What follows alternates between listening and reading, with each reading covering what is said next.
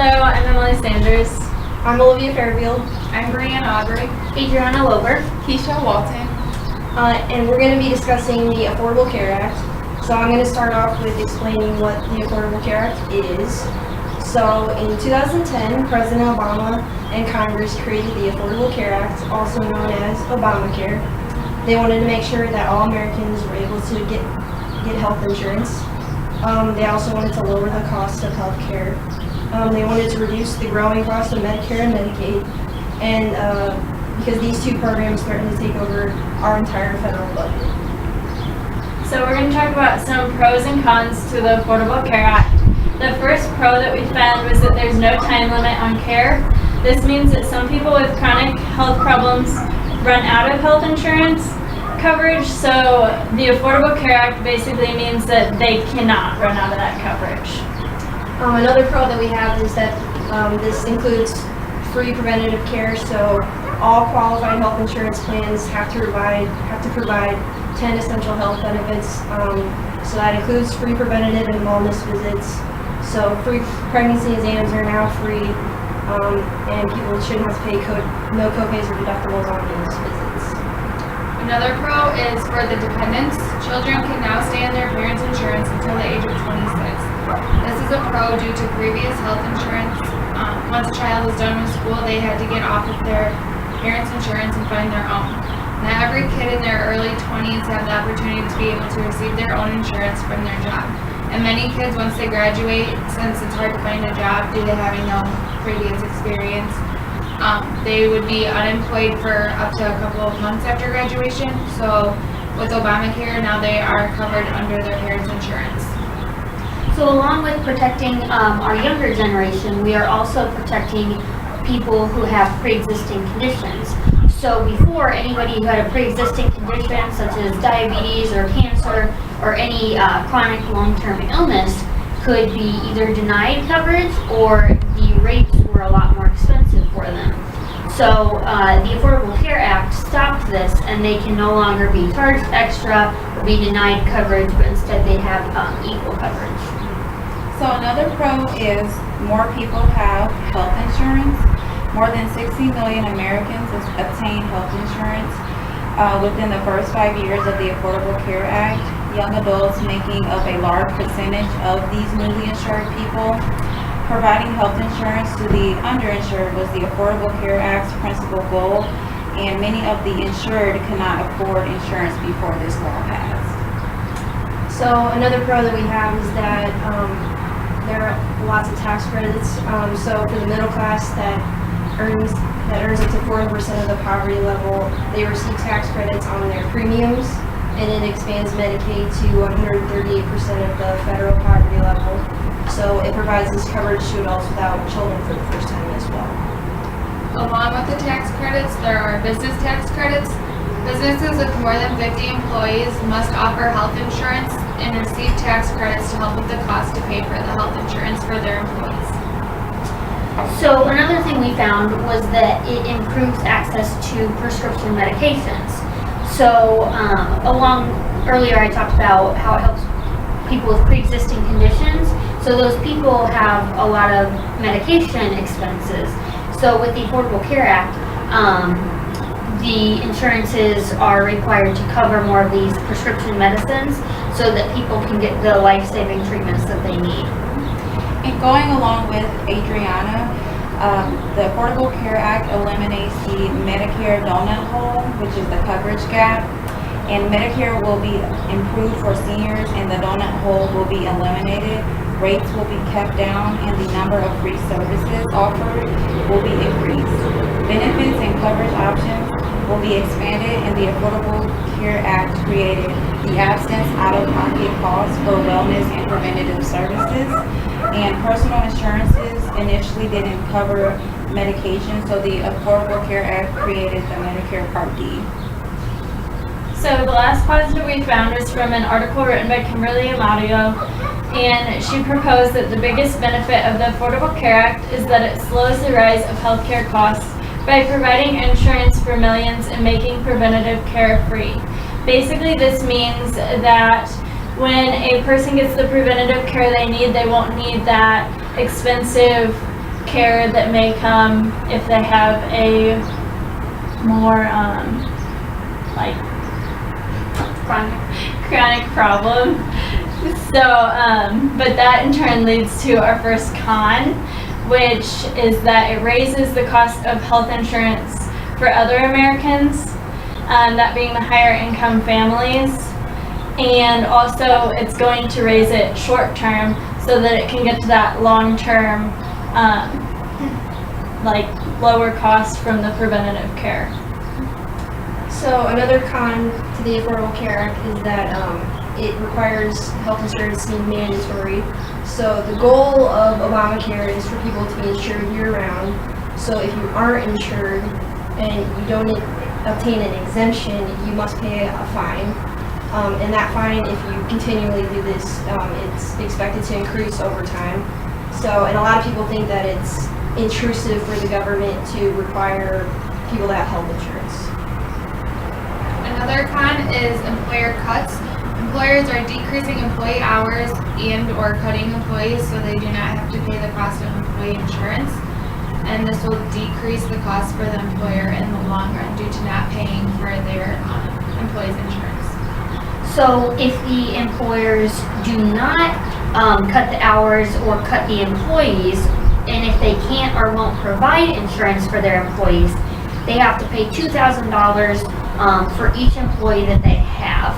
So either way, you're looking at people not having insurance and a lot of costs to the employer, as well as just people could be losing hours or losing their jobs because of this. So Another con is health insurance overall is very expensive.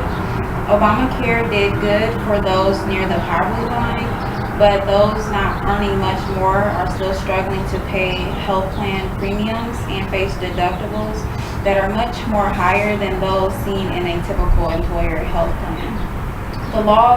The law's first 3 years premiums were lower than expected and grew slowly, but prices shot up, causing a financial shock for buyers and those who don't receive government help paying their premiums.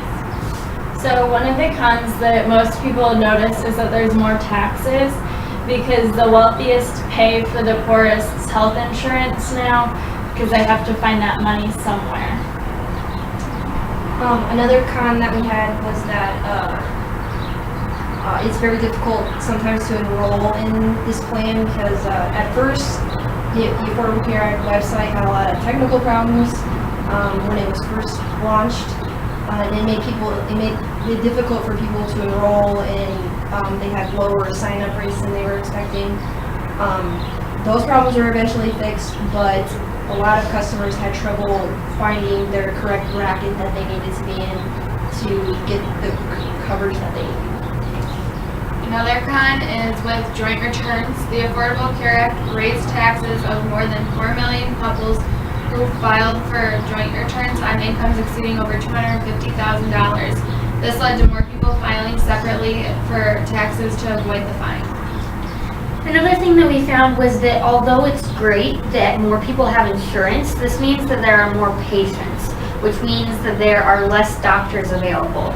So this happens especially in rural areas, but there is so many people who need to see the doctors now because they have that availability that now it can be 3 months until people get appointments made just because the doctors have that much more demand on them. So Another con we found was private plans were canceled because of the Affordable Care Act. The act requires 10 essential services to be provided, so insurers were canceling many plans instead of changing them, which left many families lost their affordable insurance plans, and they were being forced to replace them with higher cost plans that included services that many people did not want. So now that we've talked about pros and cons of the Affordable Care Act, it's really clear that there's some really good things and there's some really bad things. So I think just as a country, we all agree that something needs to be done to fix these cons, but there's still a lot of good things about it too. So we looked up some alternatives. So we're going to talk about some alternatives replacing the Affordable Care Act, replacing and repealing, or just completely getting rid of it. So there's a lot of them, but we're just going to talk about 5 ones that we found interesting. So the first alternative plan that we're going to discuss is repealing the Affordable Care Act with no replacement.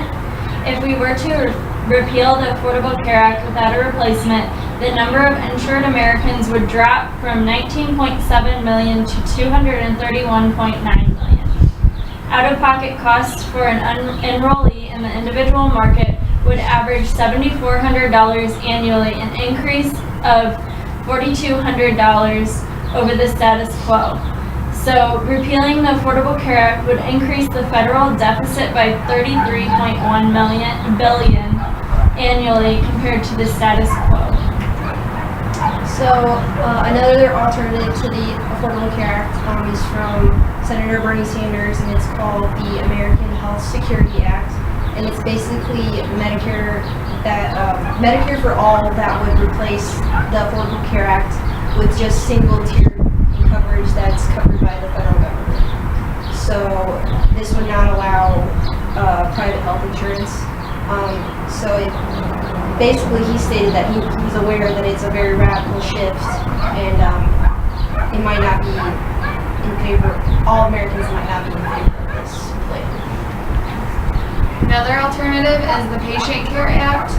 The Patient Care Act proposed to eliminate the Affordable Care Act, individual employer mandates, loosen regulations on insurers, rolling back funding for Medicaid expansion, and eliminating the Affordable Care Act taxes and fees.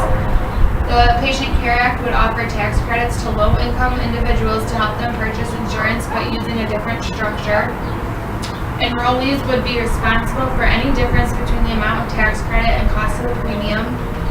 And the Patient Care Act would increase the coverage of uninsured individuals by 9 million, leaving other low-income individuals, such as older adults, with higher costs for health insurance and medical care. So another one that we found was the American Health Care Act, or also known as AHCA. So this isn't necessarily completely repealing the Affordable Care Act, but more making some amendments to it and some changes. So the things it would do, it would repeal mandates both for individuals and employers. It would require continuous coverage for everybody, or you would have to pay a fine. It would change the age-based rates. It would make a fixed age-based subsidies, and it would give states a lot more control over what they offered and what they didn't offer. So the cons to this is that it's going to decrease health insurance for a lot of people. It's not as accessible as the Affordable Care Act. It also is going to raise costs for older adults. It's putting a lot more restrictions and requirements on them, and causing them to pay a lot more money. But another con is that it's going to increase the federal deficit for now, but later on, the pro is that it will decrease the federal deficits over time. So this is something that has been talked about for a while, and has even gone to the House for discussion. So it's something that we have been talking about. The last alternative that we found for the Affordable Care Act would be ending essential minimum benefits. The upside to the essential minimum benefits is that people who need the benefits have access to the affordable care. But a downside of these essential minimum benefits will be that it can make others pay for benefits that they don't necessarily need, and it can potentially increase the cost of the coverage. So with eliminating the essential benefits, it would reduce the premiums overall, but it could increase the cost for consumers who actually need the services on those essential minimum benefits. All in all, the Affordable Care Act had a lot of good intentions and does have a lot of positives. However, it does need a lot of adjustments. It will be very interesting to see how the government goes about addressing these changes, and it is also very important as nurses to stay up to date on topics like these, so we can accurately educate our patients on their health insurance options. Thank you all for listening to our debate over the pros, cons, and alternatives to the Affordable Care Act. We hope that you enjoyed it and learned a few things from our discussion.